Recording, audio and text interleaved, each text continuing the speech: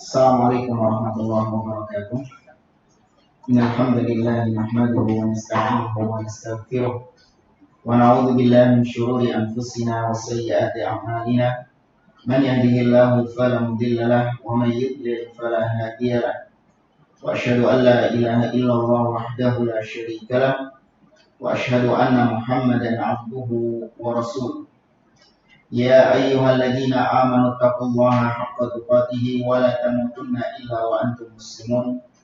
Ya ayyuhan nasu taqu rabbakumul ladzi khalaqakum min nafsin wahidah wa khalaqa minha zawjaha wa batha minhuma rijalan katsiran wa nisaa'a wattaqullaha alladzi tasaaluna bihi wal arham innallaha kana 'alaikum raqiba. Ya ayyuhalladzina amanu taqullaha wa qulu qawlan sadida yuslih lakum a'malakum wa yaghfir lakum dhunubakum wa man yuti'illaha wa rasulahu faqad faza fawzan 'azima amma ba'd. Fa inna asdaqal hadithi kitabullah wa khairal hadi hadi Muhammadin sallallahu alaihi wasallam wa syarrul umuri muhdatsatuha wa kullu muhdatsatin bid'ah wa kullu bid'atin dhalalah wa kulla dhalalatin finnar. Para pemirsa Salaf Ittiba TV rahimakumullah, alhamdulillah di pagi hari ini Allah Subhanahu wa taala pertemukan kembali kita di siaran online kajian Ushulus Sunnah Syarah Asy-Syaikh Muhammad Sa'id Ruslan hafizahullah taala. Di pertemuan sebelumnya kita masih membahas muqaddimah dari kitab ini. Kalau antum yang memiliki kitabnya bisa dilihat di halaman yang ke-9. Setelah pertemuan yang lalu penulis hafizahullah taala mendefinisikan tentang karakteristik Ahlus Sunnah wal Jamaah as-salafiyun, mereka yang berpegang di atas manhaj salaf itu adalah orang-orang yang wasat, yang pertengahan antara yang ekstrim kanan dan yang ekstrim kiri, antara yang berlebih-lebihan dengan yang bermudah-mudahan dari berbagai macam sisi agama.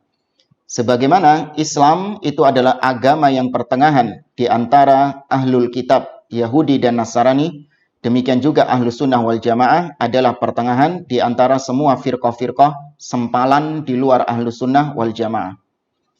Kemudian di halaman yang ke-9 penulis mengatakan wa huwa ma kana alaihi ashabun nabi sallallahu alaihi wasallam wa a'yanut tabi'in bi ihsanin wa atba'uhum wa a'immatud din mimman syuhida lahu bil imamah wa urifa 'idhamu sya'nihi fid din. Dari apa yang kita sebutkan pada pertemuan sebelumnya tentang wasatiyah ahli sunnah wal jamaah, pertengahan ahli sunnah wal jamaah, beliau mengatakan inilah yang ditempuh oleh para sahabat Nabi. Metode beragama seperti itulah yang dijalankan oleh para sahabat Nabi. Para sahabat Nabi berada di atas jalan itu. Demikian juga para tabi'in yang mengikuti mereka dengan baik. Demikian juga para tabi'ut tabi'in dan para ulama-ulama setelahnya yang memang dikenal dengan keilmuannya. Mereka dikenal sebagai imam di zamannya. Mereka berada semua di atas jalan tersebut. Kemudian wa talaqqan nasu kalamahum khalafan an salaf. Dan akidah ini diteruskan secara turun-temurun dari generasi salaf ke generasi khalaf, dari generasi setelahnya. Duna man rumiya bi bid'atin aw syuhira bi laqabin ghairi mardiyin.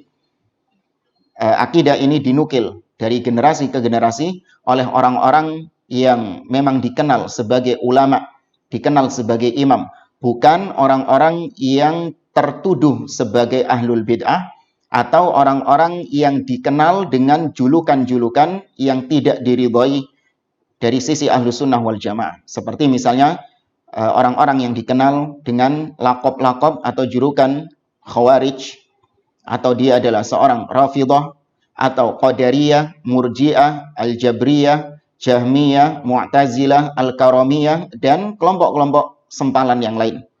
Jadi akidah yang ada pada Ahlus Sunnah wal Jamaah ini paten diteruskan dari generasi ke generasi oleh orang-orang yang memang berada di atas manhaj ini. Bukan orang-orang yang dikenal oleh sejarah sebagai pelaku bid'ah atau yang memiliki pemahaman yang menyimpang. Kemudian kita ringkas di halaman yang ke-10, di paragraf yang kedua itu, beliau mengatakan, wa ahlus sunnah yalzamuna ghazra sahabati radhiyallahu anhum fi masailil imani wal kufr. Ahlus sunnah wal jamaah itu komitmen di atas pasak-pasak yang telah ditancapkan oleh para sahabat dalam masalah antara iman dan kufur. Nanti ada perinciannya. Ahlus sunnah wal jamaah dalam masalah iman, mereka meyakini iman itu adalah ucapan, perbuatan, kemudian ucapan lisan, perbuatan anggota badan, dan amalan hati, bisa bertambah dengan keimanan dan berkurang dengan kemaksiatan. Kemudian tentang masalah kufur, Ahlus sunnah wal jamaah tidak gegabah mengkafirkan individu-individu kaum muslimin sampai tegak hujjah atas mereka. Wad dima'il ma'sumah bil iman. Ahlus sunnah wal jamaah juga menjaga darah-darah kaum muslimin yang memang dijaga di dalam agama kita. Wal amri bil ma'ruf wan nahi 'anil munkar. Ahlus sunnah wal jamaah juga menegakkan al-amru bil ma'ruf, memerintahkan kaum muslimin kepada kebaikan dan mencegah mereka dari kemungkaran. Wal jihad fi sabilillah talaban wa daf'an. Dan Ahlus sunnah wal jamaah itu juga mengikuti para sahabat Nabi dalam masalah jihad fi sabilillah. Baik itu jihad yang sifatnya talab, ya jihad yang sifatnya ekspansi, atau jihad yang sifatnya difa, bertahan. Itu konsepnya berada di atas konsep yang dijalankan oleh para sahabat Nabi SAW. Bukan seperti jihadnya teroris. Ya, bukan seperti jihadnya ahlul bidah. Wal imamati wal bai'ah. Demikian juga Ahlus sunnah wal jamaah mengikuti pemahaman para sahabat dalam masalah kepemimpinan dan dalam masalah bai'at. Bahwasanya pemimpin wajib untuk dihormati, wajib untuk didengar dan ditaati dalam masalah-masalah yang memang tidak bermaksiat kepada Allah Subhanahu wa taala. Tidak boleh mencela penguasa di depan umum atau mengkritik di medsos, dikatakan panen dosa, atau pemimpin dikatakan zalim, dan lain sebagainya. Ini bukan jalan Ahlus sunnah wal jamaah, tapi jalannya ahlul bid'ah. Demikian juga dalam masalah baiat. Ahlus sunnah hanya membaiat pemimpin yang sah dari kaum muslimin. Ya, bukan membaiat pemimpin ormas atau pemimpin pengajian atau pemimpin suatu lembaga, itu yang dibaiat, tidak. Tapi yang dibaiat adalah pemimpin yang sah dari kaum muslimin. Waluzumil jamaah. Ahlus sunnah mengikuti para sahabat dalam komitmen di atas jamaah, yaitu jamaatul haq wa jamaatul muslimin. Jamaah yang berada di atas kebenaran, yaitu mereka yang mengikuti para sahabat Nabi SAW. Ahlus sunnah komitmen berada di atas persatuan ini. Dan juga jamaatul alal imam, yaitu jamaah persatuan di bawah pemimpin yang sah dari kaum muslimin. Ini Ahlus sunnah komitmen menjaga jamaah. Wa muamalati wulatil umur wal wala'i wal bara'. Ahlus sunnah juga mengikuti para sahabat dalam masalah bermuamalah kepada para penguasa dan juga dalam masalah al-wala' wal bara'. Kemudian hadirin yang dimuliakan oleh Allah, masih di halaman 10 kita ringkas Al-Imam Ahmad rahimahullah fi wasfihim. Imam Ahmad ibn Hanbal rahimahullah ta'ala, beliau mensifati Ahlus sunnah wal jamaah dengan kebalikan dari ahlul bid'ah. Kalau ahlul bid'ah, kata Imam Ahmad, adalah orang-orang yang menyelisihi Al-Quran dan As-Sunnah. Orang-orang yang menentang Al-Quran dan Sunnah. Namun Ahlus sunnah, mereka adalah orang-orang yang berada di atas Al-Quran dan As-Sunnah. Kita baca ucapan beliau di halaman 11. Ahlus sunnah itu yanfuna an kitabillah tahrifal ghalin. Ahlus sunnah itu mereka adalah orang-orang yang meniadakan tahrifnya orang-orang yang hulu dari Al-Quranul Karim. Itu ditiadakan, dibersihkan oleh Ahlus sunnah wal jamaah. Wantihalal mubtilin, dan penyimpangan orang-orang yang batil. Wa ta'wilal jahilin, dan takwilnya orang-orang yang bodoh. Maka jangan heran kalau Ahlus sunnah membantah ahlul bid'ah, Ahlus sunnah membantah penyimpangan-penyimpangan, karena itu memang sifat mereka. Justru yang kita curigai dia bukan Ahlus sunnah adalah ketika ada penyimpangan, ketika ada kebid'ahan yang terjadi di tengah-tengah kaum muslimin, dia malah diam 1000 bahasa. Dia tidak berani mengingkarinya. Bahkan dengan alasan ukhuwah, dengan alasan persatuan, ditolerir kesesatan-kesesatan dan penyimpangan-penyimpangan tersebut. Nah, ini bukan sifat ahlu sunnah sebagaimana yang disebutkan oleh Imam Ahmad rahimahullah ta'ala. Alladzina aqadu alwiyatal bid'ah. Di mana para ahlul bid'ah, mereka ini adalah orang-orang yang menancapkan bendera-bendera bid'ah mereka. Nah, ini sifat ahlu bid'ah dari zaman ke zaman. Mereka bangga dengan bid'ahnya. Mereka tidak sungkan-sungkan untuk menampakkan kesesatannya, menampakkan penyimpangan-penyimpangannya. Bahkan di-share di medsosnya, dijadikan sebagai status. Tapi anehnya ketika dibantah, ahlu sunnah dituduh mencari-cari kesalahan. Padahal kesalahannya itu sudah pelecehan di mana-mana. Dia sendiri yang membongkar kesalahannya. Ini ahlul bid'ah memang menancapkan panji-panji bid'ahnya. Wa atlaqu ainanal fitnah. Ya, ahlus sunnah wal jamaah itu ibarat mengencangkan tali fitnah. Ya, dikencangkan oleh mereka. Fahum mukhtalifuna fil kitab. Mereka adalah orang-orang yang tidak sependapat dengan Al-Quran. Al-Quran mengatakan A, mereka nggak sependapat. Mereka memilih yang B. Misalnya Al-Quran mengatakan bahwa Allah subhanahu wa ta'ala itu tinggi di atas arsy. Ahlul bid'ah nggak sepakat. Nggak sependapat dengan apa yang Allah sebutkan dari sifat-sifatnya. Tapi ahlus sunnah mentakwilnya. Kayaknya nggak cocok kalau Allah ini istiwa di atas arsy. Nanti sama dengan makhluk. Kayaknya Allah ini tidak istiwa di atas arsy. Tapi Allah itu menguasai arsy. Allah itu kayaknya nggak cocok kalau dikatakan dia punya tangan. Atau Allah punya wajah. Nggak cocok. Allah itu bisa berbicara, memiliki sifat kalam. Mereka tidak sependapat dengan apa yang Allah beritakan di dalam Al-Quran. Mukhalifuna lil kitab. Bahkan mereka orang-orang yang menyelisihi Al-Quran itu sendiri. Al-Quran memerintahkan A, mereka memilih jalan yang lain. Tidak mengerjakan apa yang Allah perintahkan. Mujmi'una ala mukhalafatil kitab. Ahlul bid'ah. Dari berbagai macam genre mereka, ya dari berbagai macam pemahaman mereka, mereka itu sepakat di atas satu kesatuan. Yaitu sepakat menyelisihi Alkitab. Sepakat menyelisihi Al-Quran. Yaquluna ala Allah wa fillah wa fi kitabillah bi ghairi ilmin. Mereka berbicara atas nama Allah. Berbicara dalam nama Allah subhanahu wa ta'ala. Tentang Allah subhanahu wa ta'ala. Tentang Al-Quran. Namun tanpa dilandasi dengan ilmu, kata Imam Ahmad. Wa yatakallamuna bil mutasyabihi minal kalam. Wa yakhda'una juhalan nas bima yushabbihunahu alaihim. Ahlul bid'ah ini. Ya tadi bukan ahlu sunnah ya. Kalau saya keliru tadi. Ini yang disifati ahlul bid'ah. Ahlul bid'ah itu mereka berbicara dengan syubhat, dengan kerancu-rancuan, dengan perkara-perkara yang samar-samar.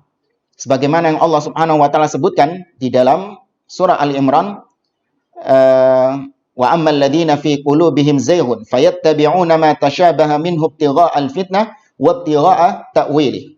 Adapun orang-orang yang hatinya ada penyakit di dalamnya, ada penyimpangan di dalamnya, mereka itu suka mencari yang mutasyabihat. Suka mencari-cari yang samar-samar. Tujuannya apa? Yakhda'una juhalan nas. Untuk menipu kaum muslimin yang awam. Ini ada apa ini?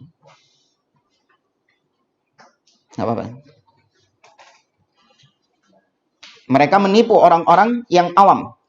Ya, seperti menipu sebagian takmir-takmir masjid atau menipu donatur-donatur, menipu penyelenggara-penyelenggara kajian ya untuk menghentikan dakwah tauhid, menghentikan dakwah akidah, menghentikan dakwah manhaj. Nah, ini kelakuan-kelakuan ahlul bid'ah. Dari dulu sampai sekarang seperti itu dengan berbagai macam casingnya. Ya, dengan berbagai macam casing mereka. Wama asdaqa, ini kata Imam Ahmad Ibn Hanbal dalam kitabnya Ar-Raddu 'ala Zanadiqa wal Jahmiyah. Kemudian kata Syekh Muhammad Said Ruslan, wama asdaqa wasfa ahli ilmi ar-rabbaniyin fi kalamihi ala nafsihi huwa rahimahullah faqad kana qawwaman bi amrillahi ta'ala. Alangkah benarnya sifat ulama-ulama yang rabbani yang disebutkan oleh Imam Ahmad barusan. Dan barusan Imam Ahmad menyebutkan tentang sifat-sifat dari ulama rabbani yang memang tugasnya adalah membantah ahlul bid'ah, menelanjangi kesesatan-kesesatan mereka. Dan ini dipraktekkan sendiri oleh Imam Ahmad bin Hanbal. Beliau adalah seorang yang benar-benar menegakkan perintah Allah Subhanahu wa taala, da'iyan ila sunnati Rasul sallallahu alaihi wasallam. Beliau adalah orang yang senantiasa mengajak manusia untuk berpegang dengan sunnah Nabi sallallahu alaihi wasallam, mutamassikan bima kana alaihi sahabah. Ya, berpegang dengan apa yang telah dijalankan oleh para sahabat Nabi alaihi salatu wasallam, tsabitan 'alal haq. Ya, tegar di atas kebenaran, muhtasiban lil adza wadh-dhurri fi sabilillahi azza wa jalla. Beliau benar-benar ikhlas berdakwah di jalan Allah, benar-benar ikhlas untuk menegakkan agama Allah meskipun beliau diganggu, meskipun beliau dikriminalisasi, beliau bersabar terhadap itu semuanya. Setelah itu hadirin yang dimuliakan oleh Allah, walaqad sannafal ulama min salafina fi aqidati ahli sunnah wa ikhtalafat ibaratuhum wa tahadat kalimatuhum idzil aqidatu wahidatun la ikhtilafa fiha wa la tafarruqa wa sya'nu ulama ahli sunnati fi musannafatihim fil aqidah kama qala qawamus sunnati al-Asbahani. Dan sungguh para ulama-ulama telah menyusun kitab-kitab akidah. Ulama-ulama salaf nih terdahulu. Mereka ini sudah menyusun kitab-kitab akidah. Meskipun ungkapan-ungkapan mereka dalam kitab-kitab mereka berbeda-beda ungkapannya, namun esensi dari ucapan tersebut satu, sama. Meskipun ungkapannya berbeda, namun esensinya sama. Contoh misalnya, tentang masalah iman. Ya, tentang masalah iman. Ada sebagian ulama yang mengungkapkan iman itu cuma dua, yaitu iman adalah ucapan dan perbuatan. Tapi ulama yang lain mengungkapkan dengan iman itu ucapan, perbuatan, dan hati. Ulama yang lain mengatakan iman itu ucapan, perbuatan, kemudian hati, kemudian ikhlas. Ditambah lagi dengan yang lain ittiba. Ya, iman itu ittiba, mengikuti Nabi SAW. Nah, ini meskipun ungkapan berbeda-beda, namun tidak menyelisihi satu dengan yang lain. Kalau yang mengatakan iman itu cuma dua, yaitu ucapan dan perbuatan, maka dijelaskan bahwa ucapan itu ada dua macamnya, yaitu ucapan lisan dan ucapan hati. Demikian juga perbuatan itu ada dua, yaitu perbuatan anggota badan dan perbuatan hati. Dan itu semuanya tidak dianggap iman kalau tidak ikhlas karena Allah dan tidak ittiba di atas sunnah Nabi SAW. Intinya, meskipun para ulama-ulama itu berbeda ungkapan-ungkapannya, namun ajaibnya jamaah, tidak ada perselisihan di antara mereka. Ya, tidak bertabrakan satu dengan yang lain. Karena akidah itu satu. Idzil aqidatu wahidah. Akidah itu satu kesatuan. Tidak ada perbedaan di dalamnya dan tidak ada perpecahan di situ. Ini yang dimaksud adalah usul akidah. Pokok-pokok akidah. Adapun kalau furu'ul akidah, ini memang ada ikhtilaf di antara para ulama. Dan ini tidak menyebabkan seseorang keluar dari ahlus sunnah wal jamaah.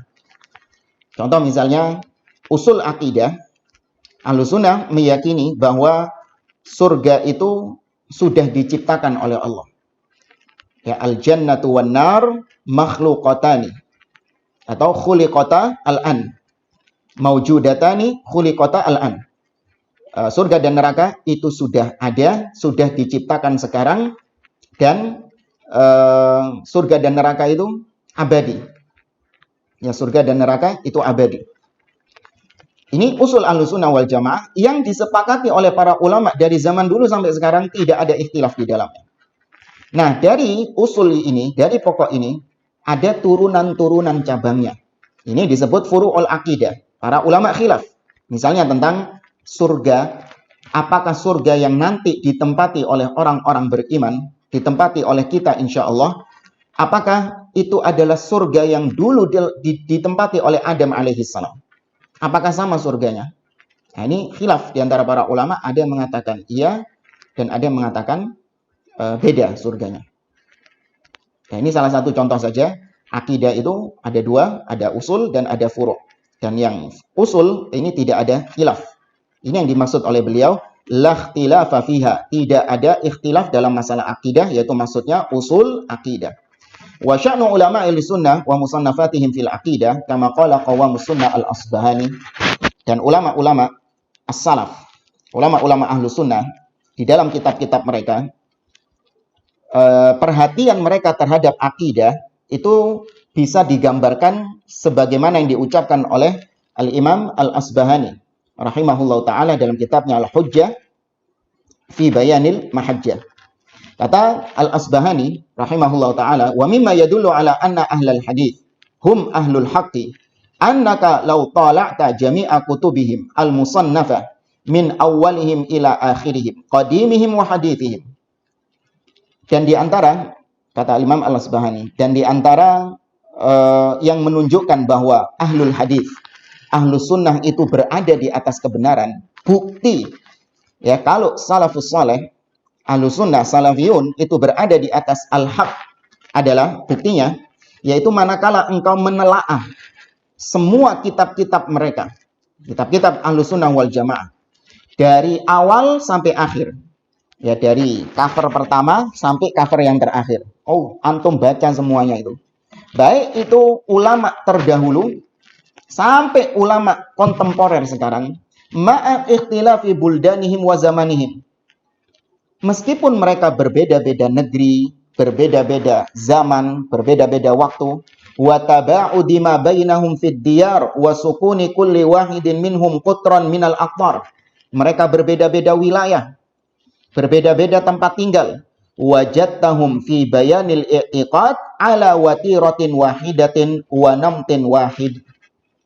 Meskipun mereka berbeda zaman, meskipun mereka berbeda lokasi, ada yang di Hijaz, ada yang di Syam, ada yang di Yaman, ada yang di Mesir, ada yang di Irak.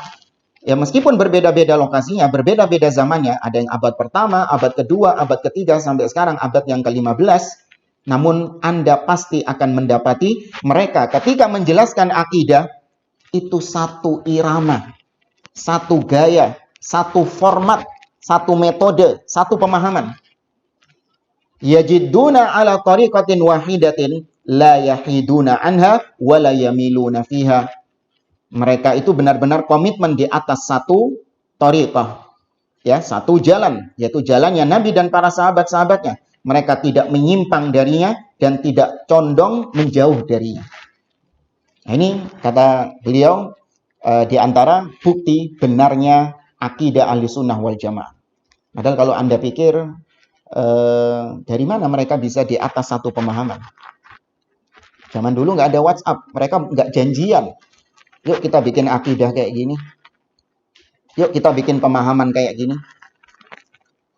Mereka nggak ketemu satu dengan yang lain. Ada yang di negeri A, ada yang di negeri B, ada yang hidup di abad sekian, ada yang hidup di abad sekian. Tidak saling bertemu. Ya, kalau sekarang mungkin iya, karena media informasi itu sangat dekat sekali. Tapi kalau di zaman dahulu, itu tidak seperti di zaman sekarang. Ya, hampir-hampir mereka tidak bertemu satu dengan yang lain. Namun, ketika menjelaskan tentang akidah, seakan-akan itu keluar dari satu lisan saja. Ya, seakan-akan pengarang kitab ini sama dengan pengarang kitab ini. Padahal beda penulisnya, beda pengarangnya. Tapi karena satu irama, satu akidah, seakan-akan ini ditulis oleh satu orang penulis saja. Lebih lanjut kata Imam Al-Asbahani, qauluhum fi dzalika wahid. Ucapan mereka dalam masalah akidah itu satu. Wa naqluhum wahid la tara fihim ikhtilafan wa la tafarruqan fi syai'in ma wa in qalla. Mereka tidak Anda dapati berikhtilaf, berpecah belah dalam perkara apapun meskipun hanya sedikit saja. Ini sekali lagi dalam masalah usul akidah. Ya, tidak ada perselisihan dalam masalah usul akidah. Ya, kalau dalam masalah furu' akidah, iya, kita tidak menutup mata, memang ada perselisihan. Namun ini tidak menyebabkan seorang itu menyimpang dari jalan salaf. Bal law jama'ta jami'a ma jara ala alsinatihim wa naqaluhu an salafihim wajadtahu ka'annahu ja'a an qalbin wahid wa jara ala lisanin wahid. Ini yang kita sebutkan tadi. Andai kata Anda mengumpulkan semua apa yang terucap dari lisan mereka. Anda kumpulkan semua ini. ucapan-ucapan akidah dari para ulama salaf sampai ulama sekarang antum kumpulkan jadi satu. Ya, kemudian antum kumpulkan semuanya dan antum baca semuanya, Anda akan dapati ucapan-ucapan mereka ini seakan-akan keluar dari satu hati saja. Padahal berapa ratus, berapa ribu para ulama itu yang menegaskan tentang akidah Ahlussunnah. Nabi seakan-akan itu keluar dari satu hati, seakan-akan itu keluar dari satu lisan yang sama. Wa hal 'alal haqqi dalilun abyanu min hada? Apakah ada bukti lain yang lebih kuat bahwa Ahlussunnah berada di atas jalan kebenaran selain bukti yang kita sebutkan ini? Ya, tidak ada bukti yang lebih jelas, bukti yang lebih gamblang. Kalau akidah salaf itu adalah akidah yang hak, akidah yang benar, dengan bukti yang disebutkan oleh Imam Al-Asbahani rahimahullahu ta'ala.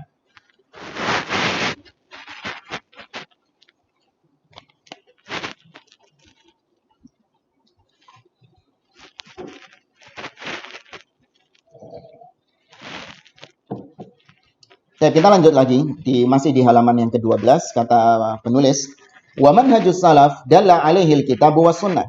Manhaj salaf itu sudah ada dalilnya di dalam Al-Quran dan Sunnah. Ya sudah diberitakan di dalam Al-Quran dan As-Sunnah. Wa man tatabba'a tariqatahum bi'ilmin wa adlin wajadaha mutabaqatin lima fil kitabi was sunnah jumlatan wa tafsilan.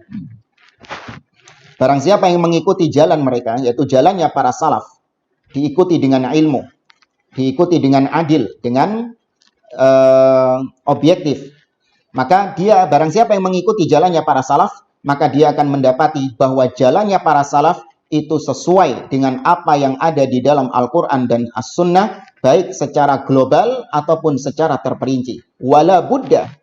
Dan memang harus seperti itu. Fa inna Allah Ta'ala anzala al-kitaba liyudabbaran nasu ayatihi. Karena memang Allah menurunkan Al-Quran itu supaya manusia mentadabburi ayat-ayatnya. Wa ya'malu biha. Dan mengamalkan isinya. In kanat ahkaman, apabila ayat tersebut berisi tentang hukum-hukum, perintah dan larangan. Wa yusaddiqu biha in kanat akhbaran. Dan agar dibenarkan Al-Quran tersebut apabila isinya berkaitan dengan khabar atau informasi. Wala raiba anna aqraban nasi ila fahmiha wa tasdiqiha wal amali biha humus salaf. Dan tidak diragukan lagi, orang yang paling dekat dengan pemahaman yang benar dari Al-Quran, orang-orang yang paling membenarkan Al-Quran dan paling mengamalkan Al-Quran adalah mereka yang disebut dengan kaum salaf, yaitu yang terdahulu dari kalangan sahabat, tabi'in dan seterusnya. Li'annaha ja'at bilughatihim wa fi asrihim. Karena Al-Quran itu datang dengan bahasa mereka, datang di zaman mereka, turun di zaman para sahabat Nabi alaihi salatu wassalam. Fala jarama kanu a'laman nasi biha fikhan wa aqwamahum amalan. Maka enggak salah juga kalau kita mengatakan bahwa para salaf adalah orang-orang yang paling paham tentang Al-Quran dan yang paling komitmen mengamalkan Al-Quran. Enggak salah ungkapan seperti ini. Yang Syiah ngamuk.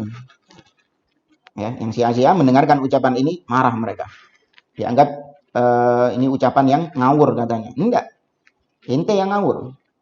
Memang benar para sahabat itu tidak hulu, tidak berlebihan kalau kita katakan bahwa para sahabat orang yang paling paham terhadap Al-Quran dan yang paling komitmen, yang paling istiqomah mengamalkan Al-Quran tersebut.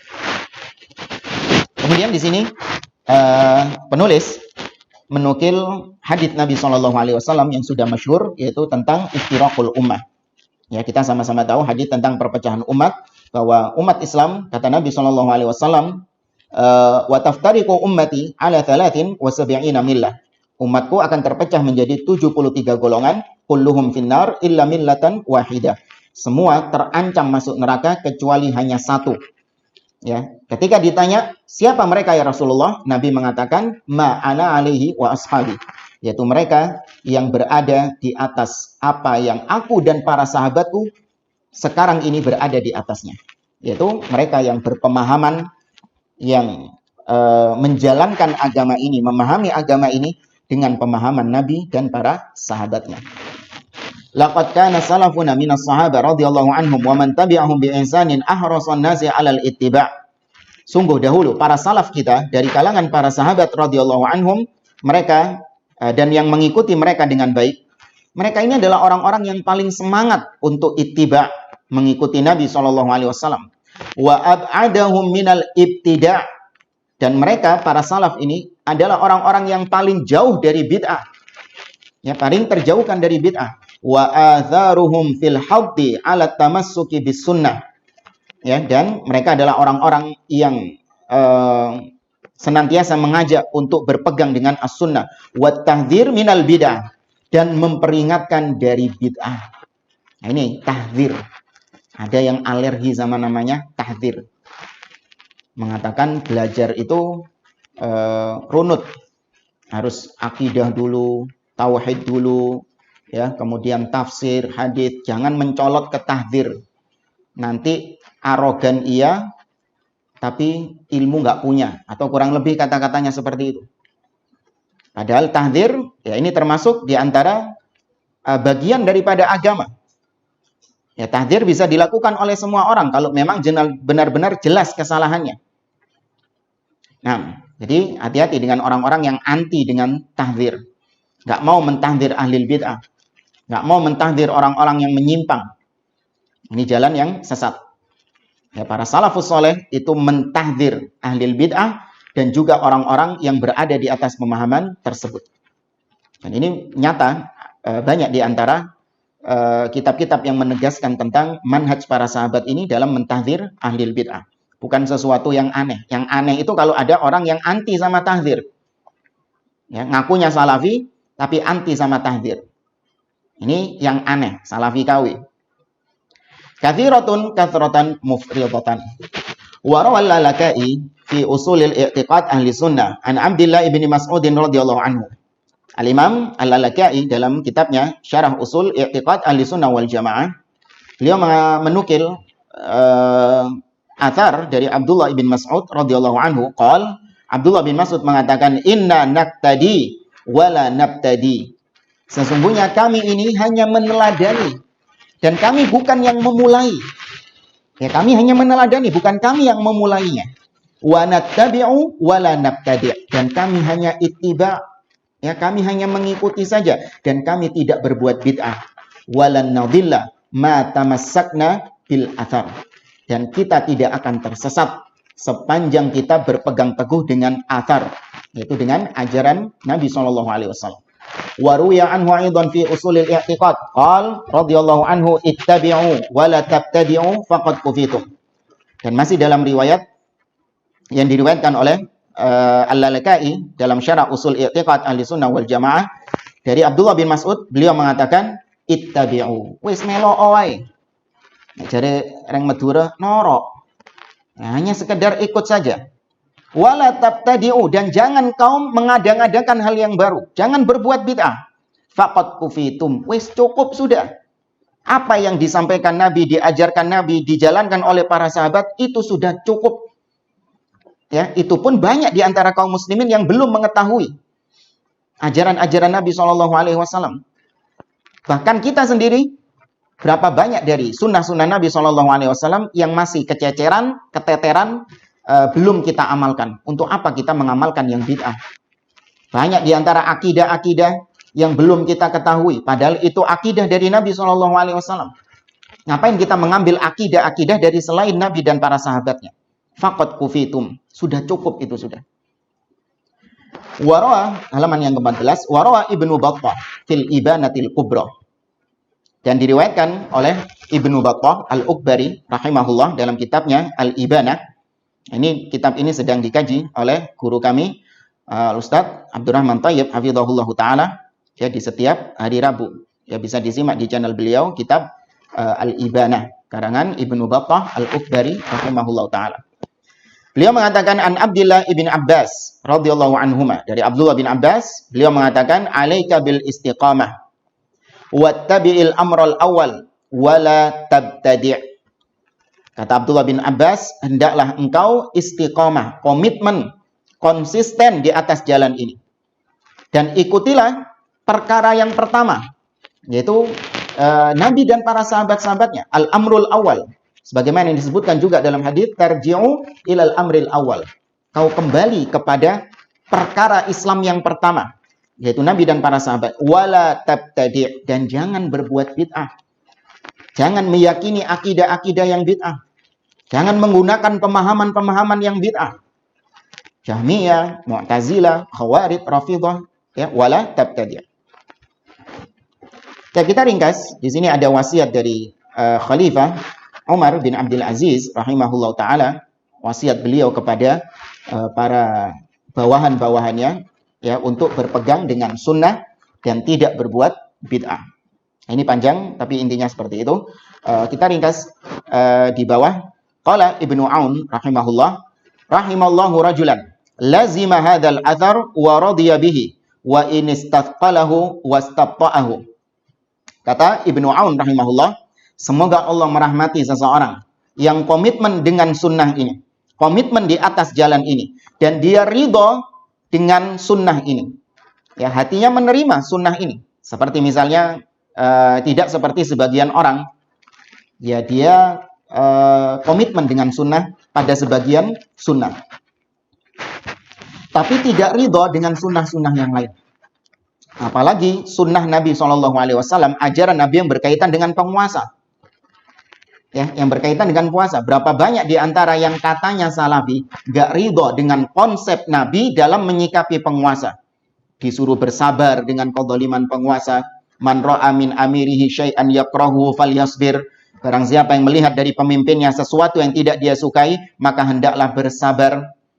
Ya, dan jangan melepaskan tangan, wala tanzi'u yadan min ta'atihi, jangan melepaskan tangan baiatmu kepadanya untuk kau taat dan mendengar kepadanya. Berapa banyak orang-orang yang gak mau, gak ridho dengan sunnah ini, sehingga lisannya mencaci maki penguasa, mengkritik penguasa, menuduh penguasa panen dosa, meskipun gak ngaku. Ya. Baik, ini kata siapa tadi? Ibnu Aun rahimahullah. Semoga Allah merahmati orang seperti ini, meskipun berat baginya.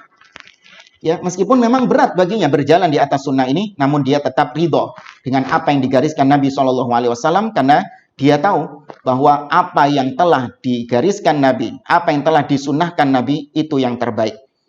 Ya, karenanya kita ketika khutbatul hajah, kita mengingatkan diri kita dan jamaah sekalian dengan ucapan Nabi SAW, wa khairal hadi hadi Muhammadin SAW. Sebaik-baik petunjuk adalah petunjuknya Nabi SAW.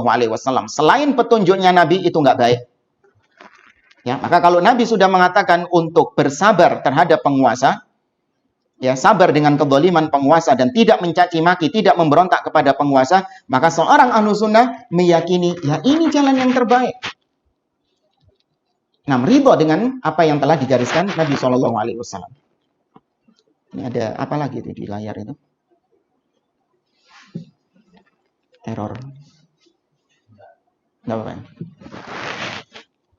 Kemudian beliau penulis di sini menukil athar dari Abdullah bin Mas'ud lagi. Nah, ini ucapan emas, ucapan indah dari Abdullah bin Mas'ud. Abdullah bin Mas'ud mengatakan, man kana mustannan falyastanna biman qad mat. Barang siapa yang ingin mencari suri tauladan, hendaklah dia menjadikan orang yang telah mendahului, yaitu orang yang telah meninggal, sebagai suri tauladannya. Yaitu yang dimaksud ulaika ashabu Muhammadin sallallahu alaihi wasallam. Yang dimaksud orang yang telah meninggal adalah para sahabat Nabi sallallahu alaihi wasallam. Nah, ini seharusnya yang kita perhatikan jamaah. Ada sebagian orang yang kita lihat di kolom komentarnya ustadz-ustadz kibar. Ya, ketika saya lihat, diperhatikan di kolom-kolom komentarnya itu, ada beberapa komentar dari para orang tua yang selayaknya nggak perlu. Nggak usah, dijauhi ucapan-ucapan seperti ini. Yaitu mendoakan anaknya supaya seperti ustadznya. Masya Allah Ustadz, tabarakallah, barakallahu fikum, semoga anak saya kelak nanti seperti ustadz. Nah, ini doa yang keliru. Karena orang yang hidup masih belum selamat dari fitnah. Na'udzubillah, kalau misalnya sang ustadz tadi, memang ketika Anda menulis komentar itu, sang ustadz masih di atas sunnah. Apa yang terjadi tahun depan Anda nggak tahu. Hidayah di tangan Allah. Yuqallibullah kaifa yasha. Allah membolak-balikkan hati manusia sesuai dengan kehendak Allah subhanahu wa ta'ala. Ternyata ustadz yang tadi, didoakan anaknya seperti ustadz tadi, ustadznya menyimpang, melenceng dari jalan sunnah. Dulunya ahlu sunnah kemudian membelot menjadi ahlil bid'ah. Anda mendoakan anak Anda seperti ustadz tadi, melok jadi ahlil bid'ah juga, waliyadzubillah. Maka sebagaimanapun ustadz tersebut, Anda lihat mereka masih belum selamat dari fitnah. Ya, mereka masih bisa digelincirkan oleh syaitan. Nas'alullah as-sabat. Kita berdoa kepada Allah Subhanahu wa taala agar kita ditetapkan di atas manhaj ini hatal mamat, sampai kita mati. Namun bukan berarti itu menjamin seorang berada di atas sunnah sampai dia mati, belum menjamin. Makanya kalau Anda ingin mendoakan anak Anda, atau Anda sendiri ingin mencari suri tauladan, jangan menjadikan orang-orang yang hidup sebagai suri tauladan.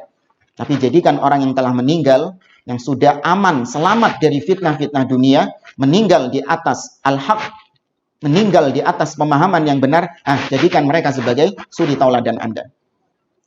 Dan tidak ada yang lebih pantas untuk dijadikan suri tauladan melebihi para sahabat Nabi SAW. Kenapa? Kata Abdullah bin Mas'ud, kanu khaira hadhil ummah. Mereka adalah sebaik-baik umat ini. Ya, mulai zaman Nabi sampai nanti akhir zaman, itu yang disebut umat Nabi Muhammad SAW. Tidak ada generasi yang terbaik, prototipe manusia yang terbaik melebihi sahabat Nabi SAW. Mereka adalah manusia yang terbaik. Wa abarroha quluban. Mereka adalah orang-orang yang hatinya paling baik. Wa a'maqaha ilman. Mereka adalah orang-orang yang paling dalam ilmunya, jeru ilmunya. Wa aqallaha takallufan. Dan mereka orang yang gak neko-neko. Ya, tidak membebani dengan sesuatu yang tidak dibebankan Allah Subhanahu wa taala. Mencukupkan diri dengan apa yang telah dibawa oleh Nabi SAW. Ya, tidak neko-neko. Qaumun. Kemudian kata Abdullah bin Mas'ud, mereka adalah suatu kaum. Para sahabat ini adalah suatu kaum. Ikhtarahumullah li suhbati nabiyhi sallallahu alaihi wasallam. Mereka adalah suatu kaum yang memang sengaja dipilih oleh Allah Azza wa Jalla untuk menemani Nabi Muhammad sallallahu alaihi wasallam. Jadi bukan kebetulan Abu Bakar, Umar, dan lain-lain sebagainya itu menjadi sahabat, bukan kebetulan. Memang dipilih sama Allah Subhanahu wa taala. Ya, ada sebagian orang yang protes. Apa bedanya kita sama sahabat? Mereka sama-sama manusia. Cuman bedanya, katanya, mereka kebetulan hidup di zaman Nabi, kita kebetulan hidup di zaman sekarang. Seandainya kita hidup di zaman Nabi, kita juga jadi sahabat. Oh, belum tentu. Belum tentu. Kalau model-model manusia seperti sekarang, apalagi yang mincela-minceli, kalau hidup di zaman Nabi SAW, belum tentu jadi sahabat. Bahkan, naudzubillah, bisa jadi ikut barisannya Abu Jahal, ikut barisannya Abdullah bin Ubay ibn Salul. Ya, kalau hidup di zaman sahabat, belum tentu jadi tabi'in. Mungkin bisa jadi ikut barisannya Abdullah bin Saba al-Yahudi wal-yadzubillah. Ya, maka sudah pantas kita-kita yang modelnya kayak kita ini hidup di zaman sekarang, zaman di mana Islam sudah mapan, syariat Islam sudah tegak, perjuangan Islam tidak seberat perjuangan para sahabat dahulu. Kita memang cocoknya hidup di zaman sekarang. Karena keimanan kita jauh di bawah keimanan para sahabat Nabi. Memang mereka dipilih oleh Allah untuk menemani Nabi SAW dalam menyampaikan risalah agama Allah. Wa naqli dinihi, untuk menyampaikan agama Allah kepada kita. Ya, kalau nggak melalui para sahabat, Islam ini nggak akan sampai kepada kita. Fatashabbahu bi akhlaqihim wa taraikihim. Maka hendaklah kalian bertasyabbuh, meniru-niru akhlak para sahabat dan jalannya para sahabat. Fahum kanu 'alal hudal mustaqim. Karena para sahabat itu berada di atas petunjuk yang lurus. Wa qad dzakara al-Imam Ahmad awwala ma dzakara min usulis sunnah.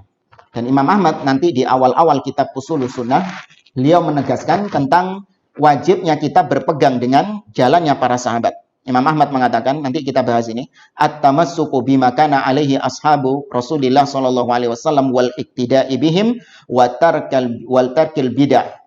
Wa tarkal bid'ah.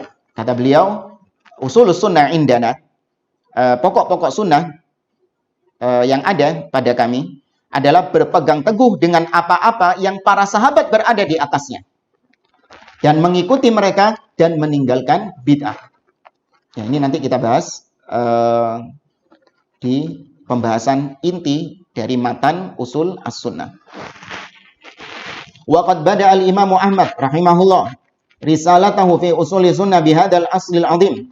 Dan Imam Ahmad memulai kitab ini, Usul Sunnah, dengan pokok yang sangat agung, yaitu mengikuti para sahabat Nabi. Sebelum membahas tentang masalah haud, telaga, nanti dibahas masalah al-jannah wan nar, dibahas tentang masalah bid'ah, dibahas tentang masalah taat kepada penguasa, sikap terhadap penguasa. Sebelum membahas masalah itu, Imam Ahmad memulai terlebih dahulu dengan berpegang dengan pemahaman para salaf, pemahaman para sahabat. Li'anna ma yalihi yu'assasu alaihi, karena pembahasan setelahnya dari usul sunnah ini itu dibangun di atas pondasi ini.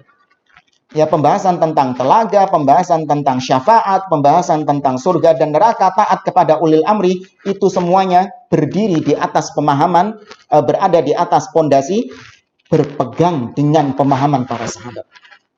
Wala ma'rifata biddin wala ihatata bihi illa min tariqi ashabi Rasulillah sallallahu alaihi wasallam. Tidak ada pemahaman terhadap agama dan tidak ada pengetahuan terhadap agama ini kecuali dengan jalannya para sahabat Nabi sallallahu alaihi wasallam. Dan kemudian di ucapan-ucapan beliau setelahnya, di sini Syekh Muhammad Said Ruslan menyinggung tentang Al-Imam Abu Muhammad Abdus ibn Malik Al-Attar, yaitu yang meriwayatkan kitab Usulus Sunnah ini. Ya, di sini beliau sebutkan tentang sifat-sifat atau keistimewaan dari Abdus ibn Malik Al-Attar. Kita ringkas saja pujian-pujian para ulama terhadap Abdus ibn Malik seperti yang disebutkan oleh Abu Ya'la dalam kitabnya At-Tabaqat dan para ulama-ulama yang lain.